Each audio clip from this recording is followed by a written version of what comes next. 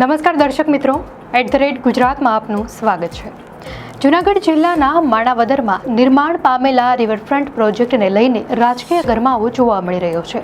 આશરે ₹20 કરોડના ખર્ચે બનેલો આ રિવરફ્રન્ટ પ્રોજેક્ટ પૂર્ણ થઈ ગયો હોવા છતાં તે લાંબા સમયથી લોકાર્પણની રાહ જોઈ રહ્યો છે અને ધૂળ ખાઈ રહ્યો છે। આ મુદ્દાને લઈને ભાજપ અને આમ આદમી પાર્ટીના નેતાઓ વચ્ચે શાબ્દિક યુદ્ધ છેડાયું છે। ભાજપના ધારાસભ્ય અરવિંદ લાડાણી અને સાવજ ડેરીના ચેરમેન દિનેશ ખટારિયાએ આપના ધારાસભ્ય ગોપાલ ઇટાલિયા અને પૂર્વ મંત્રી જવાહર ચાવડા પર આકરા પ્રહારો કર્યા છે। આ વિવાદ માત્ર રિવરફ્રન્ટના સંચાલન પૂરતો સીમિત નથી, પરંતુ તેમાં ભ્રષ્ટાચારના આરોપો અને માણાવદરની જનતા પર પડનારા સંભવિત આર્થિક બોજનો મુદ્દો પણ મુખ્ય સ્થાને આવી ગયો છે। માણાવદરમાં નવલાલા પુલથી બાંટવા રોડ પર ગુજરાત ટુરિઝમ વિભાગ દ્વારા અંદાજે ₹20 કરોડ ખર્ચે રિવરફ્રન્ટ બનાવવામાં આવ્યો છે।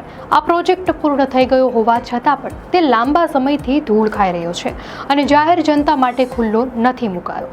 સ્થાનિક અખબારોમાં પણ આ રિવરફ્રન્ટને વહેલી તકે ખુલ્લો મૂકવા માટે અનેક વખત અહેવાલો પ્રકાશિત થઈ ચૂક્યા છે, પરંતુ કોઈ સત્તાવાર તંત્ર તેની જવાબદારી લેવા તૈયાર નથી। ત્યારે તાજેતરમાં વંથલી ખાતે યોજાયેલા એક સન્માન સમારોહમાં વિસાવદરના આપના ધારાસભ્ય ગોપાલ ઇટાલિયાએ માણાવદર રિવરફ્રન્ટ મુદ્દે નિવેદન આપ્યું હતું। તેમણે નિવેદન આપતા કહ્યું હતું કે માણાવદરનો રિવરફ્રન્ટ પૂરો થઈ ગયો હોવા છતાં તે અનાથ બની ગયો છે। તેને સંભાળવા વાળું કોઈ જ નથી। જો કોઈ જવાબદારી ન લે તો હું તેની જવાબદારી લઈશ। ગોપાલ ઇટાલિયાના આ નિવેદન બાદ ભાજપનું સ્થાનિક સંગઠન મેદાનમાં આવ્યું છે। માણાવદરના ભાજપના ધારાસભ્ય અરવિંદ લાડાણી અને સાવજ ડેરીના ચેરમેન તથા ભાજપના અગ્રણી નેતા દિનેશ ખટારિયાએ ગોપાલ ઇટાલિયાના નિવેદનનો આકરો જવાબ આપ્યો છે। ભાજપના ધારાસભ્ય અરવિંદ લાડાણીએ ગોપાલ ઇટાલિયાના નિવેદનને ભ્રામક જાહેરાતો ગણાવી છે। લાડાણીએ ઇટાલિયાને સીધી ચેલેન્જ આપતા કહ્યું કે તેમણે ચિંતા કરવાની જરૂર નથી, જરૂર પડશે તો મોરો પણ સામે આવીશું। આ શબ્દો દર્શાવે છે કે ભાજપ આ મુદ્દે રાજકીય રીતે લડવા માટે સંપૂર્ણપણે તૈયાર છે। લાડાણીએ વધુમાં જણાવ્યું કે રિવરફ્રન્ટનો વાર્ષિક મેનેજમેન્ટ ખર્ચ ₹50 લાખ જેટલો છે, જે માણાવદર નગરપાલિકાને પોસાય તેમ નથી। તેમણે આક્ષેપ કર્યો કે 22 કરોડના ખર્ચના બદલે 18 કરોડનો ખર્ચ થયો હોય તો બાકીની રકમ અંગે પણ માહિતી માંગવામાં આવી છે। આડકતરી રીતે તેમણે પ્રોજેક્ટના ખર્ચમાં પારદર્શિતાનો મુદ્દો ઉઠાવ્યો છે। તેમણે ગોપાલ ઇટાલિયા પર વિસાવદરની જનતાને બાનમાં લીધા હોવાનો પણ આરોપ લગાવ્યો અને કહ્યું કે માણાવદરની જનતાને ભોળવાની કોશિશ ન કરે।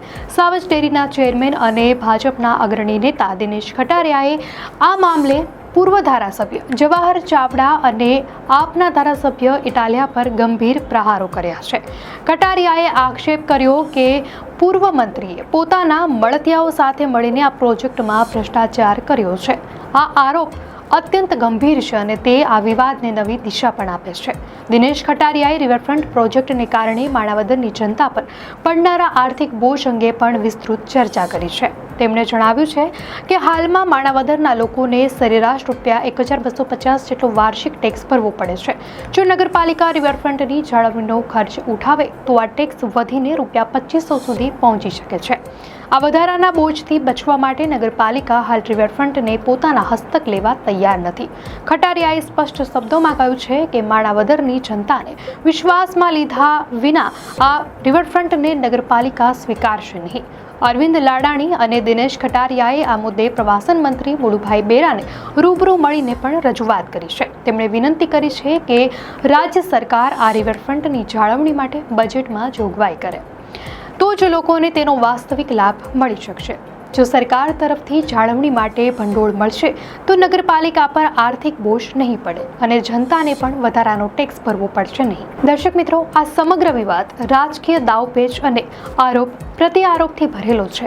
એક તરફ આપના ધારાસભ્ય રિવરફ્રન્ટને ખુલ્લો મૂકવાની અને તેની જવાબદારી લેવાની વાત કરીને ભાજપ પર દબાણ લાવી રહ્યા છે, તો બીજી તરફ ભાજપના નેતાઓ ભ્રષ્ટાચારના આરોપો લગાવીને અને જનતા પર આર્થિક બોજના મુદ્દાને ઉઠાવીને આપના નિવેદનને ખોટું ઠેરવી રહ્યા છે।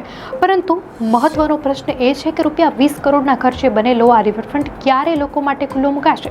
શું રાજ્ય સરકાર તેની જાળવણી માટે ભંડોળ ફાળવશે કે પછી આ પ્રોજેક્ટ રાજકીય પક્ષો વચ્ચેના ઘર્ષણનો જ ભોગ બની રહેશે અને લોકોનો પૈસો વેડફાઈ જશે?